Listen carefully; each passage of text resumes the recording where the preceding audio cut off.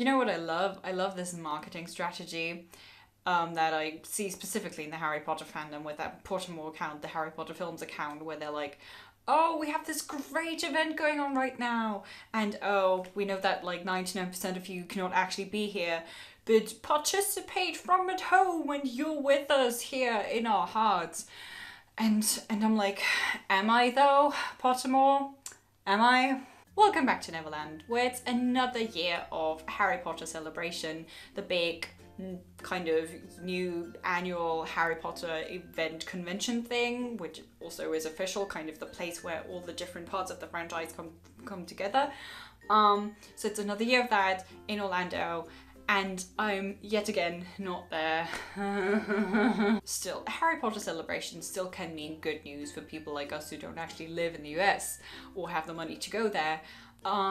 Namely great, cool, big new announcements. And that's also the case this year. So it's Sunday here right now while I'm filming this afternoon, which means it's about like 10 or 11 a.m. there right now. So they might still announce something today that I'm obviously not going to be able to cover in this video.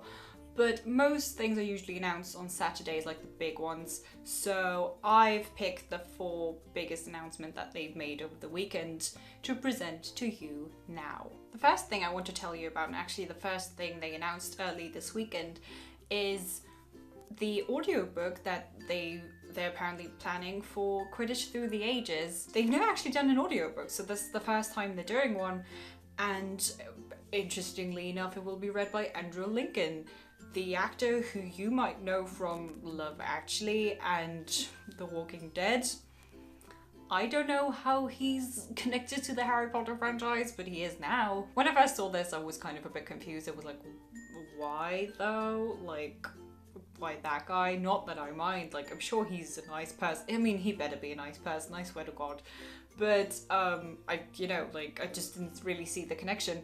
But then I was like, maybe there will be a connection, you know what I mean? Like, maybe they were kind of like, okay, like, read this audiobook now and then let's see what happens. Maybe that was also like what he was thinking. Next on my list of big announcements is the fact that Cursed Child is expanding.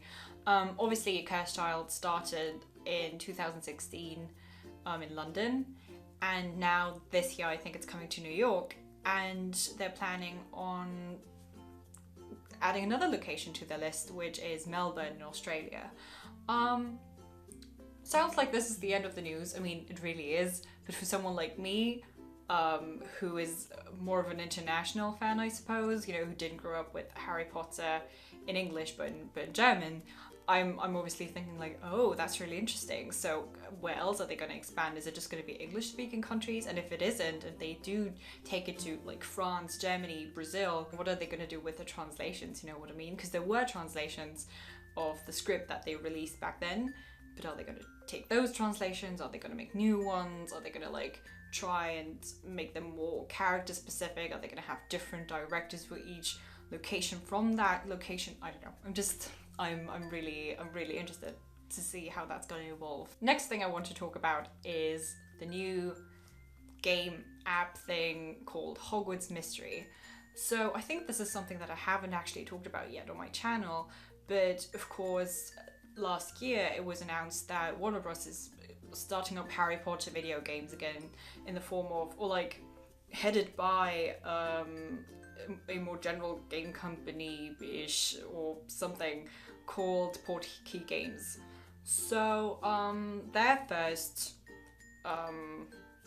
game release now is Hogwarts Mystery. And Hogwarts Mystery is basically this very interesting combination of role-playing games like World of Warcraft probably, but on phones. And it's obviously really interesting what they're doing there, because I think a lot of us, specifically like big fans, have wanted a Harry Potter version for a very, very long time, and I think they got really close back then with the Harry Potter the Order of the Phoenix game, but we never actually got that really. So I think this is really what they were trying to do, what they're trying to do here, but at the same time, you know, you don't want to make it too niche, because Harry Potter is a franchise that, you know, wants to make money. and you don't really make money with niche stuff. So they're still trying to make it young and accessible by basically producing it for phones. I wonder if that's gonna work. I wonder if they should have maybe stuck with niche game or done something a bit more kind of made for the masses, you know what I mean? Like, you know, Pokemon Go worked really well because of the augmented reality factor, and I'm wondering if that would have made more sense, but at the same time, how do you do that? You know, how would you have augmented reality in Harry Potter? I mean, I'm definitely gonna play it and like not have a life anymore. And of course, number 4, last but definitely not least, new footage for Fantastic Beasts: Crimes of Grindelwald. This is still a minefield for Warner Bros. I have no idea how next year is gonna play out. It's gonna be really difficult. How is this film series gonna continue with the whole Johnny Depp thing? I don't know, but here we are, they're trying. We have our first footage. It's not a lot. Basically what they did was last evening, so the evening of Saturday in Orlando, they released like a featurette for the people there, and a couple of Harry Potter fan sites like Snitch Seeker and MuggleNet filmed it, so that's how we have the footage. They didn't actually upload it.